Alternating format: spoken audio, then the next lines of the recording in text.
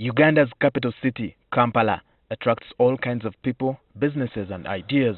It's survival for the fittest as people engage in all sorts of activities to earn a living. This is probably why, even when some studies have ranked Kampala as arguably one of the best cities to live in East Africa, the crime rates appear high. As business people advertise formally, a small group of con artists and thugs are daringly and openly advertising their illegal businesses to unsuspecting customers. In this story, we track a one Dr. Gift who has his adverts printed on paper and pasted on street poles and other several locations around Kampala. As you can see in this ad, the so-called Dr. Gift attached his phone contact for whoever seeks abortion services to contact him. We dialed the number and the following conversation ensued. Nafunye olubuto naye saagala kubeera nalwo. Week is to 3.5. Okay, Nanga, just we're having 3 different systems. We now vacuum system, new system, injection system. Nanga we system anjawo ne sende zanjawo. So what of today we can even text message, then all about no other system ne kwangwira era juyagala. As he had promised, Dr. Gift shortly after sent us a text message detailing his prices as follows. A pill, which works in 45 minutes, costs 160,500 shillings. An injection, effective in 35 minutes, goes for 187,000 shillings, while the vacuum system costs 235,000 shillings. All these services include free foam and cleaning. After creating rapport with him, we asked where Dr. Gift operates from. First, he says their office is in Nakasero. Nakasero outside the Chi? Just in Nakasero, there's a building called the Hardware City. We are just nearby Hardware City, opposite the Ganesh Plaza. Tusobola okujja leero sebo? Yes, there's no problem, but you need, because right now I'm not yet in the office, but I need to go there and I take the appointment which is there, but you can come today, there's no problem. Like but I'm going to call you back maybe within like 1 hour after seeing the appointment which we are having. Okay, thank you very much. But he later directs us to a hotel in Makindye, another Kampala suburb. Using a hidden camera, we filmed Dr. Gift as he led us from the hotel to a nearby house in his makeshift clinic. How many are you doing? My people. That's sweet. He explains the likely side effects of the drugs and the remedies. But before he prescribes the drugs, he suspects that we are recording him and becomes jittery. He checks the equipment, then hands it back to us, then prepares our drug. What? No. No, you're not. I'm not taking it. Why? Before we leave, he insists that after the abortion, we return for the final cleaning after 2 days. A similar abortion advert almost cost the life of a lady we shall call Justin in 2016.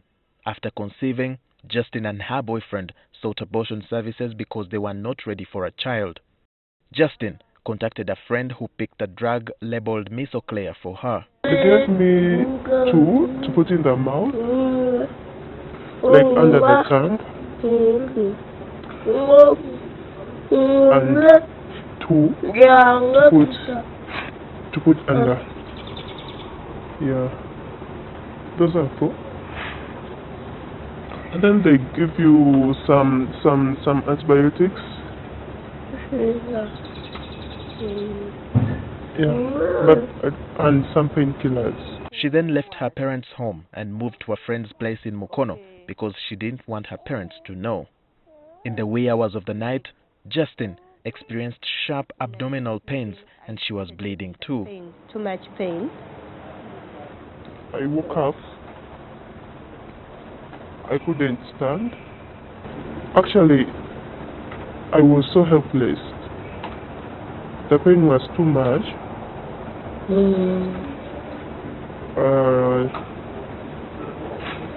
I went on a bucket for susu,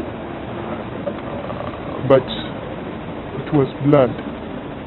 I couldn't call my friend because she was sleeping.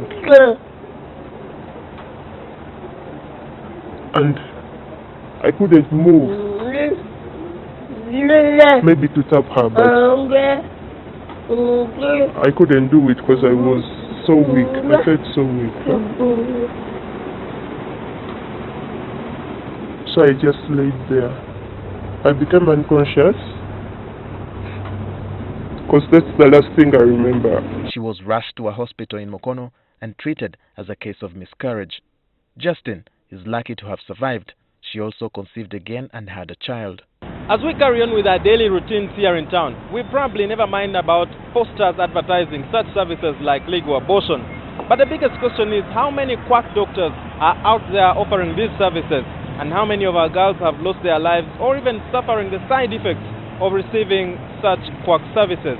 Abortion rates vary widely by region, from 18 per 1,000 women in the Western region to 77 per 1,000 women in Kampala, according to a Guttmacher Institute and Makerere University study of 2013. Generally, the abortion rate in Uganda is slightly higher than the estimated rate for the East African region, which was 34 per 1,000 women in the 2010-2014 period. In Uganda, abortion is only legal under emergency situations or when the life or health of the expectant mother is at risk. Permission must be granted by a health professional.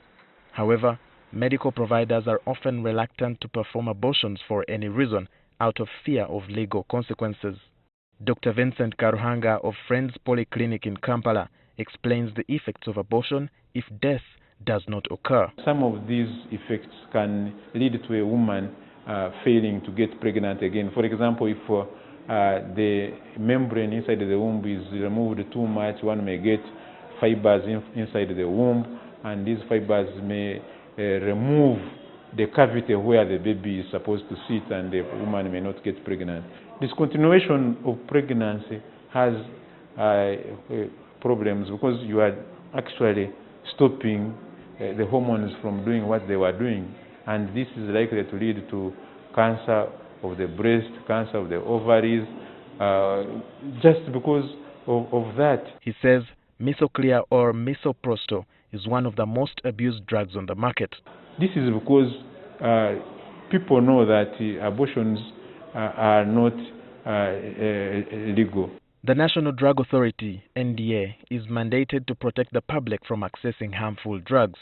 According to the authority, misoprostol is registered in Uganda as a prescription-only medicine, so it can only be sold or dispensed with a valid prescription from a medical doctor. The use of misoprostol to induce abortion is not licensed, and the medicine is not meant for this purpose.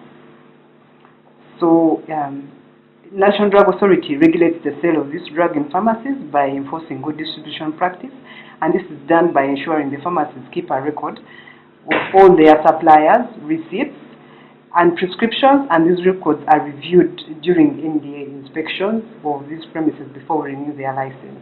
The side effects of misoprostol include headache, stomach, and menstrual cramps. It's not advisable for use by pregnant women because it can cause uterine contractions during pregnancy.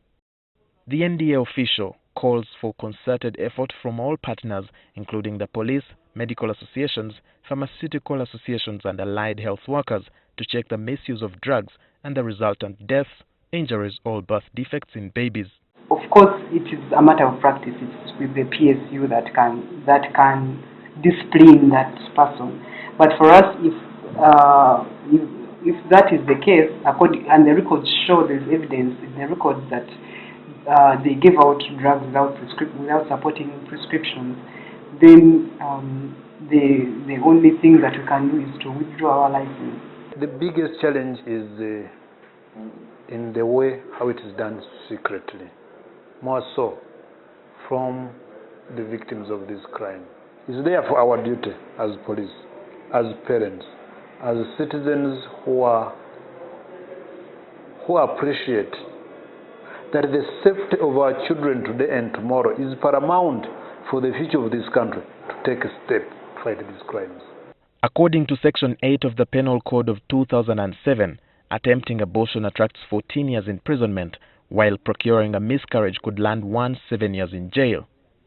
Also, anyone who supplies drugs to procure an abortion commits a felony and is liable to 3 years imprisonment. On the other hand, unlawfully killing an unborn child attracts life imprisonment. Walter Mwesije, NTV.